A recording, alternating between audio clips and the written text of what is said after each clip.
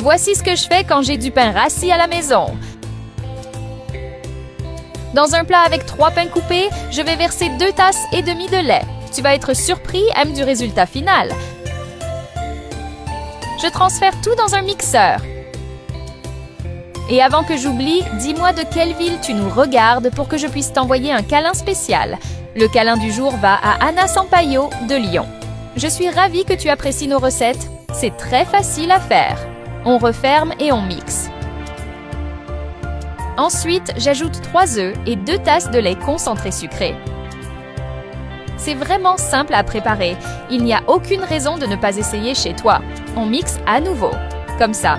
Je vais aussi ajouter une cuillère à soupe de fécule de maïs. Et on mixe encore une fois. Pour la prochaine étape, on met une tasse de sucre dans une casserole et on remue jusqu'à ce qu'il fonde complètement. Fais chaque étape exactement comme je le fais. Ajoute doucement une demi-tasse d'eau tout en remuant. Si tu cherchais une recette facile et rapide, c'est exactement celle qu'il te faut. Quand la consistance est parfaite, je verse tout dans un moule.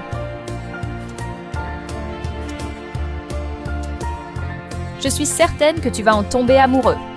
Avec une spatule, on étale bien notre caramel dans tout le moule pour éviter que le dessert colle. Maintenant, on verse la préparation précédente dans le moule. Tu ne jetteras plus jamais ton vieux pain. On couvre bien avec du papier aluminium, en fermant toutes les ouvertures. Je suis certaine que tu n'as jamais fait un dessert comme celui-là.